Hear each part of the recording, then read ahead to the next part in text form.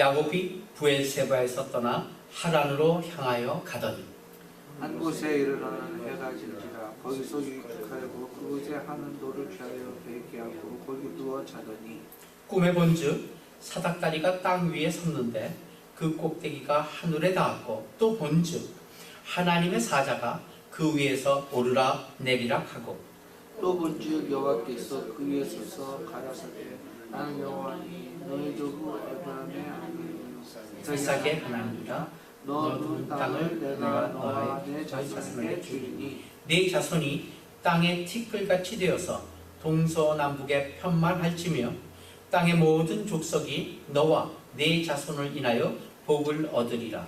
내가 너와 함께 있어 내가 어디로 가든지 너를 지키며 너를 이끌어 이 땅으로 돌아오게 할지라. 내가 네게 허락한 것을 다 이루기까지 너를 떠나지 아니하리라 하신지라. 야곱이 잠이 깨어 가로되 여호와께서 과연 여기 계시거늘 내가 알지 못하였도다. 이에 두려워하여 가로되 두렵도다. 이곳이요 다른 것이 아니라 이는 하나님의 전이요 이는 하나님의 문이로다 하고 야곱이 아침에 일찍 일어나 베개하였던 돌을 가져 기둥으로 세우고 그 위에 기름을 붓고 그곳 이름을 베델이라 하였더라. 이 성의 본 이름은 루스더라. 야곱이 서원하여 가로되 하나님이 나와 함께 계시사 내가 가는 이 길에서 나를 지키시고 먹을 양식과 입을 옷을 주사 나로 평안히 아비 집으로 돌아가게 하여 주시며 여호와께서 나의 하나님이 되실 것이요 다같이 내가 기둥으로 세운 이 돌이 하나님의 전이 될 것이요 하나님께서 내게 주신 모든 것의 10분의 1을 내가 반드시 하나님께 드리겠나이다 하였더라. 아멘. 참 보면서 많이 느끼는 점이 있습니다. 아이러니를 느낍니다. 우리의 삶도 마찬가지인 것 같아요. 우리들이 살아가면서 살 때는 잘 모르는데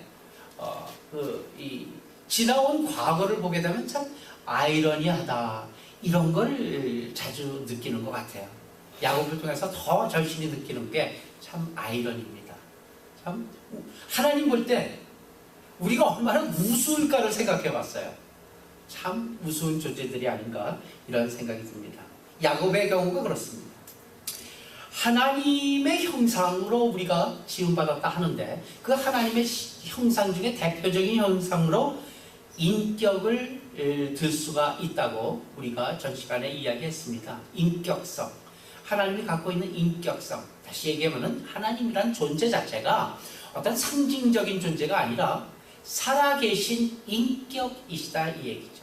그 인격이신 하나님께서 우리도 인격체로 만드셨습니다. 때문에 하나님께서는 우리를 무슨 태압 감는 장난감처럼 조종을 하진 않습니다. 우리에게 명령을 합니다. 그러나 그 명령을 들을지 말지는 우리들의 선택권으로 놓아두셨습니다. 기계에 동력을 공급하는 것과 같이 자동으로 우리가 하나님 안에서 하나님의 명령을 자동으로 따르게 하시지는 않으셨다는 얘기죠. 만약 우리가 하나님을 믿고 하나님의 자녀가 돼서 이제는 하나님의 사람으로 살아가는 데 있어서 나쁜 생각도 하지 않고 욕심도 부리지 않고 그렇게 올곧게만 살게 하나님께서 놓아두시지 않는다는 얘기죠. 만약 그렇게 하나님께서 가둬두신다면 우리를 기계로 창조하셨지 인격으로 창조하신 것은 아닙니다. 우리가 생각이 나요. 욕심도 생각나고 음욕도 품게 되고 앞서 릭 웨런과 존 파이퍼의 그 인터뷰 내용에서 보다시피 많은 물욕과 또 어떤 성욕과 그런 어떤 이 명예욕과 그런 것들이 하루에도 몇십 번씩 일어납니다. 그렇지만 우리가 하나님의 사람이 되었다는 것은 이제 그러한 욕심을 우리가 컨트롤할 수 있게 됐다는 얘기죠. 우리가 결정할 수 있게 되었다는 얘기입니다. 그것이 바로 인간의 인간된 가치입니다. 그것이 다시 얘기해서 믿음이고 다시 얘기하면은 인격이다. 이렇게 얘기할 수 있는 것입니다. 인격체인 우리가 해야 할 일, 그것은 책임지는 일입니다. 우리의 말에 책임을 지고, 우리의 행동에 책임을 지고, 우리의 삶에 책임지는 일입니다. 되어지는 모든 일을 생각하고 또 생각하고 노력하고 또 노력하며 결정하고 행하여야 하는 것, 그것이 하나님께서 이 땅에 놓아두신 우리들의 의무이자 우리들이 믿음으로 행해 나가야 될 길인 것입니다. 에덴 동산의 선악과도 마찬가지죠. 따먹을 자유의지 하나님께서 다 주셨어요.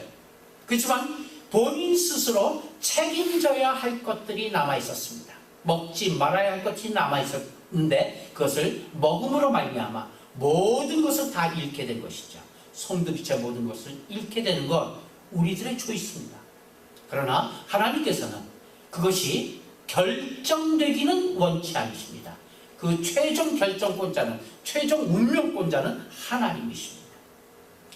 그래서 우리는 잘 생각하고 바로 생각하는 것, 이것이 참신앙이다. 이렇게 우리는 살펴보고 있습니다. 이것이 우리들이 지금 믿음을 탐구해가고 믿음을 다시 한번 정리해가는 입장에서 우리가 서야 될 자리인 것이죠. 인격체인 우리는 하나님의 조정의 대상이 아니다라는 얘기죠. 스스로 책임지고 결정해야 될 인격이라는 사실입니다. 그래서 우리가 아브라함을 얘기할 때도 맹모 삼천지교를 얘기하지 않았습니까? 맹모 삼천지교의 예를 보아서 알듯이 하나님도 우리를 계속 놔둡니다. 마치 맹자의 어머니가 맹자 노는 거 그냥 놔둡니다. 하여튼 시장 가서 장사하는 거예요. 아무래도 안 되겠다. 장사하는 결정은 맹자가 결정한 거예요. 그렇지만 최종적으로 집을 옮기는 것은 엄마가 옮겼습니다. 운명을 결정짓게 놔두시지 않는다는 얘기죠. 이것이 하나님의 주권이고 우리의 인간의 자유의지의 어떤 이 접촉점이다. 이렇게 표현할 수 있겠죠. 그러나 하나님께서는 우리를 돌아오게 하실 때 우리를 붙잡아서 콕 꿰어서 강제로 돌아오게 하시지는 않습니다. 누누이 경고하십니다. 그리고 누누이 우리에게 생각하게 그 여건을 주십니다. 환경을 주시고 그런 경우를 주십니다. 그래서 결국은 하나님 앞에 항복해서 두 손 두 발 다 들고 돌아올 때까지 하나님께서는 우리를 인도하고 계신 것이죠. 그 대표적인 사람이 야곱이요. 그 대표적인 말씀이 바로 오늘 또 본문이 되는 창세기 28장 베델 사건입니다. 오늘 앞서 읽은 베델에서의 하나님과의 만남을 한번 생각해 보세요. 지금 야곱이 복받을 만한 자리입니까 지금? 아니에요. 오늘 읽은 본문의 위치가 어디냐면 아버지 속였죠? 형 속였죠? 그래서 형이 죽이려고 그러죠? 장자권 축복권을 뺏어갔기 때문에. 그래서 어떻게 돼요? 삼촌 집으로 도망가는 주랭랑으로 도망가고 있는 처지예요. 그런 과정에서 도망가는 길에 어귀의 베델이라는 지역에서 꿈에 하나님을 만나게 되는 것이 오늘 본문입니다. 야곱을 살펴보면서 저는 이런 생각을 해봐요. 야곱 안에 있는 두 가지 성격이죠. 그런데 사실 야곱 안에만 이 두 가지 성격이 있냐? 그렇지 않아요. 앞서 릭 웨렌도 그 두 가지 성격이 있고요. 우리도 예외 없이 다 두 가지 성격이에요. 어떤 성격이냐? 착하고자 하는 마음이 조금은 있다는 얘기죠. 그렇지만 악한 마음이 더 강하다는 것이 성경이 이야기하고 있는 우리 인간의 본성입니다. 그는 아버지 이삭과 어머니 리브가로부터 경건한 교육을 받고 자란 아이입니다. 전혀 하나님 없는 우상을 숭배하는 그런 가정에서 자란 경우가 아닙니다. 날 때부터 하나님을 알고 하나님 안에서 자랐다. 우리 이렇게 볼 수가 있습니다. 그 교육 자체가 그렇죠. 그렇지만 본인 자체가 갖고 있었던 욕심이 강했던 것 같아요. 영적인 부분 없었던 것 아니에요. 하나님도 알고 있었고 하나님의 복도 알고 있었고 그렇기 때문에 장자권을 뺏을 마음도 거기서 생긴 거예요. 또 하나님께 복을 받아야 한다는 사실, 그것도 잘 알고 있었던 야곱입니다. 그러나 그의 성품에는 육적이고 또 세상적인 그러한 것들이 너무 강하게 흐르고 있었어요. 평생을 붙어 다녔어요. 그래서 야곱은 쉽게 실수할 수가 있었고 또 쉽게 넘어질 수가 있지 않았나 이렇게 생각을 합니다. 가능성을 다른 사람보다 더 많이 갖고 있었던 것 같아요. 여러분, 죄는 우리 인간에게, 인간 안에 죄의 성품을 만듭니다. 죄는 죄의 성품을 만들어요. 그리고 그 죄의 성품이 오랜 기간 동안 우리 안에서 쌓아져 갑니다. 그래서 죄의 성품을 가진 사람들이 유혹을 받게 되면 어떻게 돼요? 쉽게 무너집니다. 그 까닭이 거기 있어요. 왜? 연습되었기 때문이에요. 우리는 보통 그러잖아요. 저도 하루에도 수십 차례, 수백 차례 그런 줄 몰라요. 화가 나고 막 그래. 근데 화가 나는 것이 사실은, 이러면 안 되지. 하면서도 화가 나는 이유가 뭐냐면요. 화가 여기 쌓여있어서 그러는 거예요. 말하다가 무슨 실수하잖아요. 말을 갖다 뱉어놓고서, 아니야, 이건 실수야. 내가 뭐 전혀 생각하지 않았는데, 그냥 무의식 중에 그 입에서 나온 거야. 이렇게 변명을 합니다만은, 그 나온 실수의 말이, 그게 전혀 생각하지 않은 건가요? 아니에요. 여기까지 쌓여있다가, 어떻게 하다 보니까 툭 튀어나온 거예요. 그렇듯이 죄의 성품도 우리 안에서 자라요. 그래서 그것이 쌓아져요. 그렇기 때문에 어떤 유혹만 받게 되면 죄의 성품이 금방 나오는 거예요. 그래서 곧 죄를 짓게 되는 것입니다. 잘못된 줄 알고 있어요. 그렇게 하면 안 되는 줄 알고 있어요. 누구도 마찬가지예요. 죄를 많이 진 사람이고 죄를 적게 진 사람 다 마찬가지예요. 안 되는 줄 알고 있지만 이 육신의 욕망이 너무 커요. 너무 강하기 때문에 그래서 쉽게 넘어지게 되는 것이죠. 그래서 죄를 짓고 마는 것입니다. 때문에 우리가 지금 설사 죄를 짓고 있지 않는다 할지라도 죄의 소욕이 되는 우리 안에 있는 죄의 성품을 계속해서 버리는 연습, 버리는 훈련을 해야 되는 것이 언제 우리가 유혹을 만날지 모르기 때문입니다. 야곱의 경우가 그렇다는 얘기예요. 야곱이 집을 떠나는 것으로 고난이 끝났어요? 형 에서의 눈길을 피하는 것으로 고난이 끝났습니까? 안 그래요. 집을 떠난 이후, 그 이후 결혼 생활과 그 이후의 사업 등 모든 과정에서 그는 똑같은 실수를 계속 반복합니다. 피한다고 그런 실수나 그런 유혹이나 그런 죄가 없어지거나 짓지 않는 게 아니에요. 이것을 통해서 야곱은 성품에 자기 자신의 문제가 많다는 것을 스스로 발견하게 되는 것입니다. 사도 바울은 로마서 7장에서 이 성품에 대해서 이야기를 하는데 그 중에서 중요한 부분을 발췌했습니다.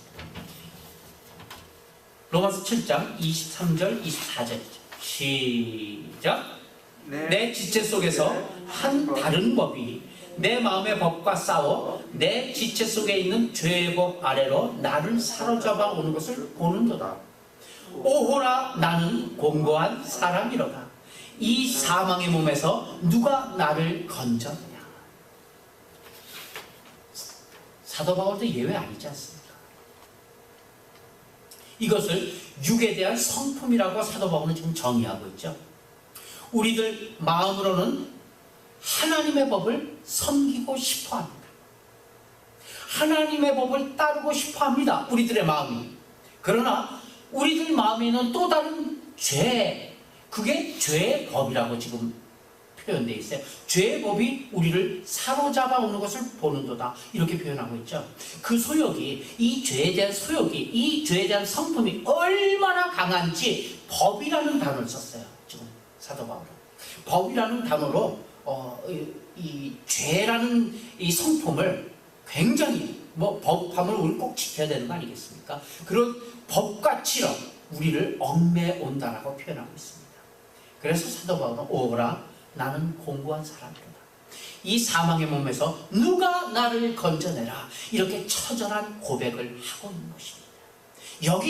바로 여기에서 사도 바울은 그 뒤 다음 구절에서 소망의 주인 예수 그리스도를 만나게 됩니다.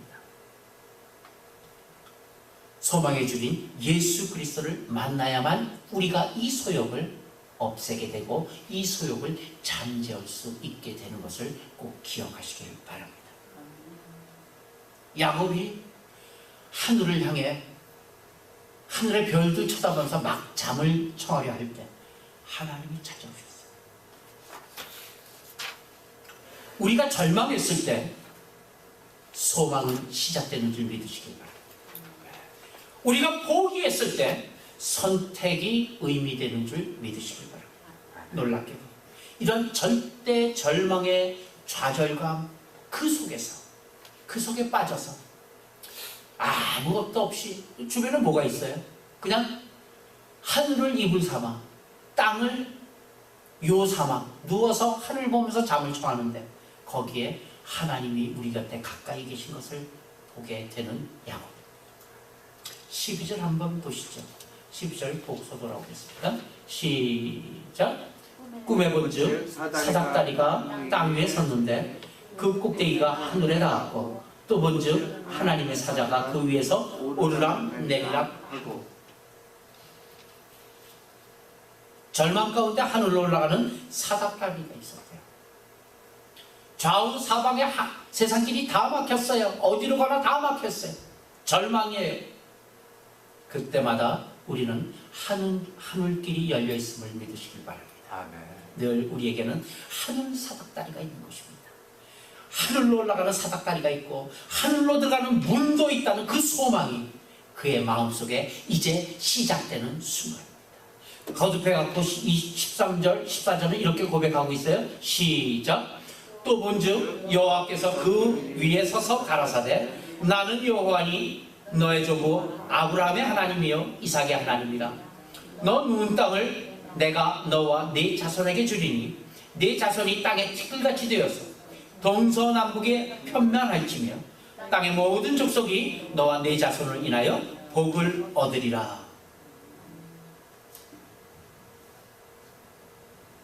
더 놀라운 사건은 그 하늘길을 바라보니 하늘까지 놓여있는 사닥다리 위에 하나님이 계신 것입니다. 야곱이 처음 만나보는 하나님입니다. 말로만 들었던 부모로부터 교육만 받았던 그 하나님을 직접 보는 순간입니다. 야곱이 아버지 이삭과 어머니 리브가로부터 하나님에 대해서 수없이 많은 교육을 받았겠습니까? 얼마나 많이 받았겠어요? 그는 하나님께 제사도 수없이 드렸을 거예요. 그러나 야곱이 하나님을 만난 것은 이 자리가 처음이었다는 사실입니다. 하나님이 사닥다리를 따라 내려오셨습니다. 그리고 아무 복받을 자격, 아무런 복을 줄 만한 여건 전혀 갖추어 있지 않는, 준비되어 있지 않는 그에게 이 땅과 그의 자손에게 복을 주신다는 약속을 하고 계십니다. 야곱이 이 약속대로 복을 받기 위해서 다시 돌아오는 데에는 무려 20년이란 세월이 이제부터 시작됩니다. 20년이란 세월을 다시 걸립니다. 그리고 그것도 하나님의 약속이다. 그 뒤에 서원하죠. 하나님이 나와 함께 하시고 그래서 내가 이 길로 다시 돌아오게 되면 내가 뭐를 드리라 이렇게 서원을 합니다마는 하나님의 약속이나 하나님께 이때 지금 서원한 그 서원 때문에 돌아오는 것이었나요? 전혀 아니에요. 이제 피신해서 가는 삼촌집에서 무슨 사건이 일어납니까? 별의별 사건이 다 일어났죠. 20년간. 그리고 나중에는 어떻게 돼? 삼촌으로부터 잔뜩 미움을 사요. 거기 있을 수가 없는 거예요. 더 이상. 도저히 더 이상 거기 있을 수가 없고 거기다가 더 죽겠어요. 그래서 목숨이 위태로워서 도망가요. 다시. 그런데 어디 도망갈 데가 있어요? 삼촌 집으로 도망갔는데 그 도망간 집에서 또 도망갔는데 어디 도망갈 데가 있어요? 달리 오갈 데가 없어요. 그래서 할 수 없이 집으로 돌아오는 사건이 야곱의 20년간입니다. 부득이하게 돌아오게 되는 입장. 그 입장의 증거가 바로 뒤에 있는 32장입니다. 32장 22절에서부터 30절이죠. 이게 어디? 자기가 하나님을 믿고 하나님을 의지해서 하나님의 말씀에 순종해서 돌아오는 길입니까? 그렇지 않습니다. 32장 22절이죠. 각각 한 절씩 나눠서 보겠습니다. 밤에 일어나 두 아내와 두 여종과 11 아들을 인도하여 약복 나루를 건너세. 그들을 인도하여 시내를 건너며 그 소유도 건네고 야곱은 홀로 남았더니 어떤 사람이 날이 새도록 야곱과 씨름하다가 그 사람이 자기가 야곱을 이기지 못함을 보고 야곱의 반두뼈를 치매 야곱의 반두뼈가 그 사람과 씨름할 때에 위골되었더라. 그 사람이 가로되 날이 새려하니 나로 가게 하라. 야곱이 가로되 당신이 내게 축복하지 아니하면 가게 하지 아니하겠나이다. 그 사람이 그에게 이르되 이 이름이 무엇이냐? 그가 가로되 야곱입니다. 그 사람이 가로되 내 이름을 다시는 야곱이라 부를 것이 아니요 이스라엘이라 부를 것이니 이는 내가 하나님의 사람으로 더불어 겨루어 이기었음이니라. 야곱이 중하여 가로되 당신의 이름을 구하소서. 그 사람이 가로되 어찌 내 이름을 묻느냐 하고 거기서 야곱에게 축복하니 함께 그러므로 야곱이 그곳 이름을 브니엘이라 하였으니 그가 이르기를 내가 하나님과 대면하여 보았으나 내 생명이 보존되었다 합니다. 이 야복 나루터의 씨름, 흔히 야곱의 기도라는 제목으로 혹은 하나님 앞에 매달려 영적인 복을 받아내는 그런 씨름으로 오해하여서 설교되는 구절입니다. 이 싸움 지금 야곱이 한 겁니까? 야곱이 붙잡고 내게 복을 주셔서 이렇게 싸운 거예요? 하나님이 건 싸움이죠. 지금 이때까지 20년이 조금 아까 우리가 본문은 지금 20년 전이에요. 20년 전에도 마찬가지지만 20년 지난 이때까지도 그는 하나님의 복을 받을 자격이 혹은 하나님의 복을 받을 입장이 여건이 어떤 각오가 결단이 전혀 안 돼 있습니다. 24절을 보면 씨름의 주동자가 누구예요? 야곱이 홀로 남았어요. 그렇죠? 어떤 사람이가 주인공입니다. 야곱이 주인공이 아니에요. 어떤 사람이 날이 새도록 야곱과 씨름하거든요. 이 어떤 사람이 누굽니까? 곧 하나님이십니다. 어떤 사람이 오셔서 날이 새도록 야곱과 씨름을 합니다. 야곱은 지금 야곱의 신경은 야곱의 마음은 지금 딴 데가 있어요. 형 에서를 만나는데 어떻게 하면은 자기가 목숨을 부지하고 어떻게 하면은 거기로 도피해서 이제는 그 라반의 집에서 거기로 도피해서 이제는 좀 살아볼 수 있을까? 세상적인 눈과 세상적인 안목이 다예요. 야곱. 그런데 어떤 사람이 다시 내려와서 씨름을 걸고 있어요. 날이 새도록 씨름을 합니다. 그리고 승패에 대한 판정도 자기가 야곱을 이기지 못함을 보고라고 그 어떤 사람이 판정을 내린 거지 야곱이 판정 내린 거 아니에요. 그러니까 싸움 건분도 하나님이셔 판정한 것도 하나님이십니다. 무슨 우리가 야곱이 어떻게 신앙으로 조금 아까 찬양한 찬양도래 거기서 하나님과 씨름할 때 그 야곱의 신앙을 무슨 야곱 신앙이 어디 있어요? 야곱 신앙 없어요. 그런데도 불구하고 그 어떤 사람은 야곱을 붙잡고 있는 것을 볼 수 있어요. 그리고 자기가 야곱을 이기지 못함을 보고라고 뭘 이기질 못해 하나님이 왜 야곱을 못 이기겠습니까? 거꾸로 얘기하고 있어요. 그것도 그 판정을 누가 내려? 야곱이 내려야죠. 지가 이겼다면 그 판정을 저쪽 어떤 사람이 판정을 내리고 있어요. 야곱은 이 시점에 와서도 하나님이 그에게 가지고 계시는 그런 계획, 하나님이 그를 향한 어떤 뜻, 아무런 생각이 없어요. 하나님의 사람으로 살아야 되는 일에 대해서 어떤 감각도 없습니다. 20년 세월 동안 배운 것은 아무것도 없어요. 뭘 배웠는지 몰라요. 하나님 쪽에서 살펴볼까요? 하나님 쪽에서 20년간 야곱에게 레슨한 것, 가르친 게 무엇일까요?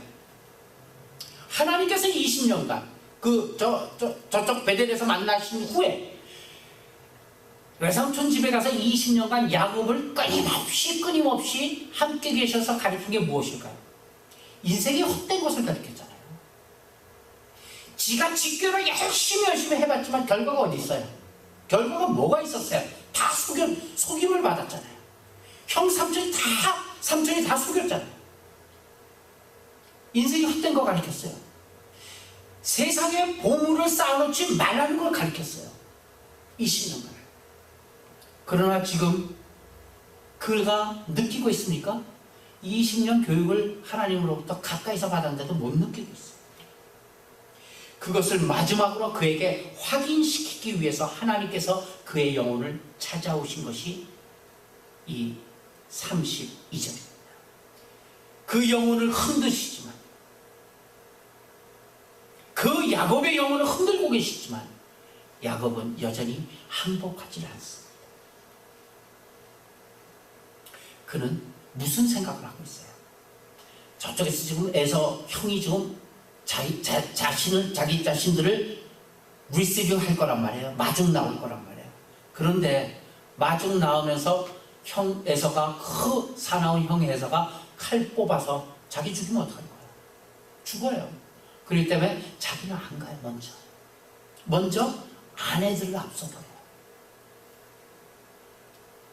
설마 귀여운 자기 조카들이나 자기 제수씨들을 보면은 마음이 좀 돌아서지 않겠나, 형이. 그래서 그 형이 자기에게 갖고 있었던 그런 이 복수심, 원수 같겠다는 그런 마음이 좀 풀어지지는 않을까. 그걸 눈을 보고 싶다는 얘기예요. 그래서 자기는 안 가고 먼저 조카들, 자기 애들, 그리고 자기 와이프들, 그리고 나귀에 지운 보물들, 그 재산들 먼저 보내는 거예요. 1단계 제일 자기가 좀 덜 좋아하는 와이프부터 먼저 보내죠. 2단계 그 다음 와이프, 3단계 그 다음 와이프, 4단계 제일 자기가 사랑하는 와이프. 이렇게 1단계, 2단계, 3단계, 4단계 빈틈없이 계획을 세우고 형 에서를 만나는 순간입니다. 그래도 마음이 안 놓여요. 그래서 자기 자신은 혼자 남아요. 그래서 강을 안 건너요. 약복강 건너편 언덕에 그대로 남아서 지금 보고 있는 거예요. 한발치 상황을 살펴보면서 어떻게든 내가 갖고 있었던, 내가 20년간 모았던 재산이 다 없어지더라도, 아니 나하고 함께 했던 그 4명의 와이프가 다 없어지더라도, 자기 조카들 다 없어지더라도, 그래도 처 자식들 다 죽는데도 못 남아요? 자기는 남잖아요. 그렇죠? 왜? 든든한 발이 있으니까. 다 포기한다 하더라도 나만은 살 수가 있는 거예요. 다 포기해. 재산이 다 없어져도, 처자식이 죽어도, 몸만 성하면은 성한 2다리로 열심히 도망쳐서 돈이야 다시 벌면 되지 않느냐는 얘기예요. 장가 다시 가면 되지 않느냐는 얘기예요. 자식 낳느니 다시 자식 낳고 잘 살면 되지 않겠느냐. 이 생각이 야곱의 생각이에요. 그래서 야곱은 지금 맨몸만 남아갖고 지금 강 건너편에서 지금 보고 있는 거예요. 그때 누굴 만난다고요? 하나님 만난다고. 하나님 이제 마지막에 뭐를 부시죠? 자기 다리요. 지금 믿고 있는 게 뭐예요? 지금 야곱이 믿고 있는 게 하나님 믿고 있어요? 전혀요. 재산 믿었죠? 처자식 믿었죠. 다 없어져도 성한 자기 몸을 믿고 있는 거예요. 도망치면 되는 거예요. 에서보다 빨리 도망칠 수 있다, 이렇게 생각하고 있는 그 도망칠 수 있는 다리를 부러뜨린 거예요. 그것이 환도뼈예요. 환도뼈는 뭐예요? 이 넓적다리 뼈와 이 엉덩이 뼈 그 사이에 그 뼈를 갖다 환도뼈라고 합니다. 그 환도뼈를 쳐서 이제부터 야곱은 평생을 절름발이로 살게 됩니다. 환도뼈가 위골된 후에야 그는 절망이 무엇인지를 깨닫게 되는 것이에요. 하나님 앞에 항복 안 할 수가 없는 거예요. 이제는 더 이상 바랄 수 있는 세상 것이 없기 때문에 그에 남은 모든 것, 유일하게 남아있는 성한 몸, 환도뼈 마저 맞고 나서야 그는 정신을 차립니다. 그 후에 복을 빌고 이스라엘이란 이름, 이스라엘이란 복을 받게 되는 것입니다.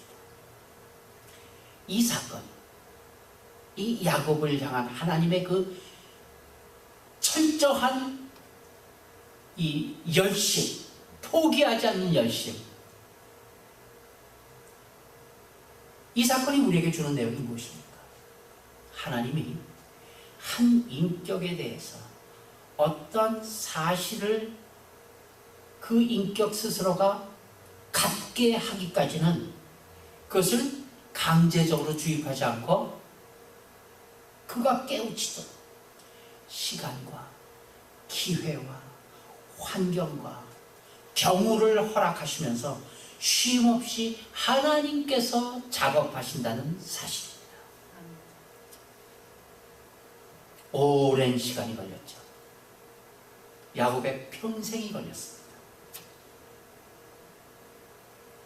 야곱을 통해서 우리가 뭘 읽습니까? 하나님을 읽습니다. 그 하나님의 열심 어린 우리들 향한 사랑을 읽는 것입니다. 우리들이 사랑받을 만해서 사랑하십니까? 아닙니다. 야곱을 사랑할 만해서 하신 것입니까? 아닙니다. 야곱의 믿음이 쥐꼬리만큼이라도 있습니까? 없습니다. 전혀 없습니다. 그럼에도 불구하고 하나님은 태중에서부터 야곱을 택하셨습니다. 하나님이 택하신 자에 대한 책임, 하나님의 택하신 자에 대한 열심, 하나님의 그 택하신 자에 대한 사랑, 그 사랑이 오늘 우리를 있게 하심을 믿으시길 바랍니다. 하나님께서 우리에게 하시는 것은 무엇입니까? 하나님께서 우리에게 바라시는 것은 무엇입니까? 야곱에게 무엇을 바라기에 하나님은 평생 야곱을 따라다니면서 이 되먹지 못한 야곱을 끝까지 다리까지 분질르면서 끝내 항복해 하십니까? 하나님께 순종해서 무엇을 이루어 드리게 하는 것을 하나님께서 기대하실까요? 야곱이 무슨 일인지 이제부터 절름발이가 돼서 하나님께 뭘 해드리는 것을 기대하기 때문에 하나님의 평생을 따라다녔습니까?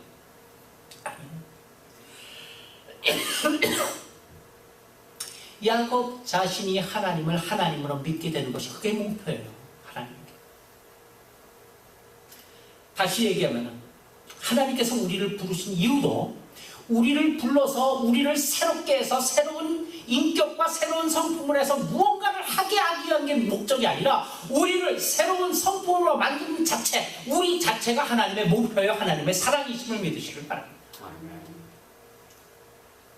내가 하나님을 알고 나의 전 인격적으로 하나님의 사람으로 하나님 앞에 항복하고 서는 그 결정, 이제는 알았습니다. 하나님, 이제는 다른 마음 품지 못합니다. 마음 품을 힘도 없고 겨를도 없고 품을 자리도 없습니다. 그러한 결정, 그런 하나님을 향한 선택, 그것을 하나님께서는 우리에게 요구하시는 것입니다. 우리는 믿음이라는 것을 어떻게 좀 빨리 순종해서 뭔가 하나님께 해드리는 것으로 바쁩니다. 그렇잖아요? 빨리 부흥해서 뭐 하려고요? 그래갖고 전도 선교사 보내고 어디 전도하고 그래야죠. 바쁩니다. 거기에 많은 교회가 그러지 않습니까? 뭘 하려고 합니다. 하는 거 좋지요. 중요하죠. 그렇지만 제1차적인 하나님의 우리를 향한 목표는 우리 자신이 목표라는 사실입니다. 우리라는 한 인격이 하나님에 대해서 갖는 어떤 신뢰와 애정과 열심과 열정과 이 진실, 그것을 하나님이 요구하고 있는 거예요. 긴 시간입니다. 우리가 그렇게 되기까지. 야곱을 보세요. 긴 과정입니다. 우리가 그렇게 되기까지는. 집사가 되고 장로가 됐다고 그렇게 돼요. 목사가 됐다고 그렇게 돼요. 긴 시간. 긴 시간을 통해서 하나님이 우리를 향해서 하는 건 우리를 항복시키는 일입니다. 결국 하나님의 그 끊임없는 애쓰심으로 인하여 우리에게 받아내시고자 하시는 것은 무엇입니까? 우리가 하나님을 향해 항복하는 것입니다. 믿음이란, 다시 말하면 인격이란, 바로 이것이 인격입니다. 이것이 믿음입니다. 한 번 보고 다 알 수 있는 것이 아닙니다. 믿음이란 하루아침에 생겨나고 하루아침에 무슨 어디 저 아프리카 가고 이 북한 가는 것이 믿음이 아니라는 얘기입니다. 야곱은 이제 지다리로 쓸 수조차 없어요. 16절 17절 시작. 야곱이 본문입니다. 16절 17절 야곱이 잠이 깨어 가로되 여호와께서 과연 여기 계시거늘 내가 알지 못하였도다. 이에 두려워하여 가로되 두렵도다 이곳이요 다른 것이 아니라 이는 하나님의 전이요 하나님의 문이로다 하고 8절까지 읽읍시다. 야곱이 아침에 일찍 일어나 베개에 있던 돌을 가져다 기둥을 세우고 그 위에 기름을 붓고 그곳 이름을 베델이라 하였다. 아멘. 야곱이 뭐라고 고백합니까? 과연 여기 계시거늘입니다. 그렇죠? 여기 계셨습니까? 아니요. 삼촌 집에 늘 야곱과 같이 계셨던 분이 하나님이세요. 삼촌을 통하여 야곱을 속이게 했고 그 속임을 이갈면서도 그는 어떻게든 재물을 모으려고 했지 곁에 있는 하나님을 뭐라고 하지 않았습니다. 자기 있는 거 다 뺏기고 몸까지도 이제 쩔룩바리가 되고 나서야 과연 하나님이 여기 계시거든, 과연 하나님이 내 옆에 계시거든 이제 하나님을 보게 된 것입니다. 앞서 동영상에서 릭 웰렌 목사도 과연 하나님이 여기 계시거늘 하나님을 보는 좋은 기회가 되었으면 좋겠습니다. 우리 모두 다 마찬가지예요. 과연 하나님이 여기 계시거늘, 하나님이 여기 계실 때 느껴지는 감정이 뭐예요? 두렵도다 이것이요. 두렵도다 이것. 하나님이 여기 계신데 내가 하나님을 몰랐구나. 그렇게 교회를 오래오래 다니고 집사도 하고 장로도 하고 목사도 했는데 하나님을 몰랐구나. 이제야 내가 하나님을 보았노라. 내가 이제야 하나님이 옆에 계신 것을 보았노라. 이제 내가 하나님을 알았다는 고백입니다. 거룩한 한복의 뜻입니다. 하나님을 만난 사람, 하나님을 정말 만난 사람들은 그 마음에 거룩함이 있습니다. 하나님을 만나보니 내가 생각했던 하나님이 아니구나.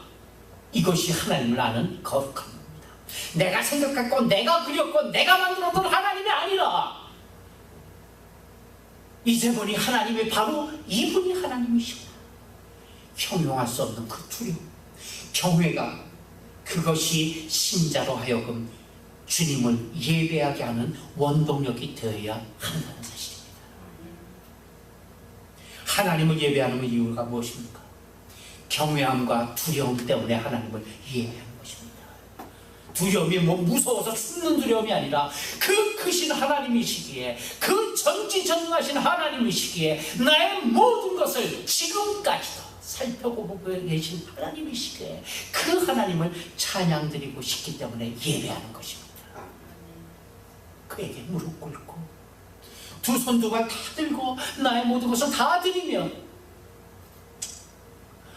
하나님 앞에 정말로 헌신하고 싶은 그런 감동, 그런 감동이 오는 것, 그것이 곧 예배인 것입니다.